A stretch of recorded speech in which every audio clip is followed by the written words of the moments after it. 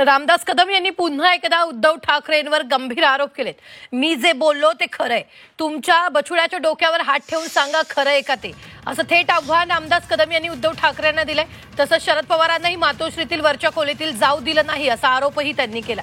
बाळासाहेबांच्या बॉडीला मिलिंद त्रास का देता असं शरद पवारांनी मला सांगितल्याचा दावाही रामदास कदमांनी केला.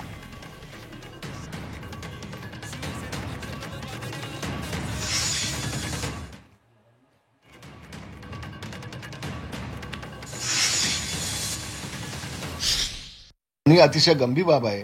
बाळासाहेबांच्या माणसाच्या बाबतीमध्ये असं होत असेल, आमच्या दैवतच्या बाबतीमध्ये होत असेल तर सगळ्या शिवसेनेकांना दुःख होईलच ना. ते का होणार नाही? दुःख का होणार नाही? का 2 दिवस शरद पवार साहेब आले होते, त्यांना वरती पाठवलं नाही, कुणाला वरती पाठवलं नाही. आणि शरद पवार साहेबांचं त्यावेळेला वक्तव्य असं होतं, अरे मिलिंद का त्यांच्या बॉडीला त्रास देतोय उद्धव, शब्द होते त्यांचे. की बाळासाहेब गेल्यानंतर डॉक्टरांनी प्रेस घेऊन का जाहीर केलं नाही, त्याचं कारण उद्धवजींनी द्यावं ना. मला नाही देऊ शकणार, महाराष्ट्राला द्यावं, नाही देऊ शकणार.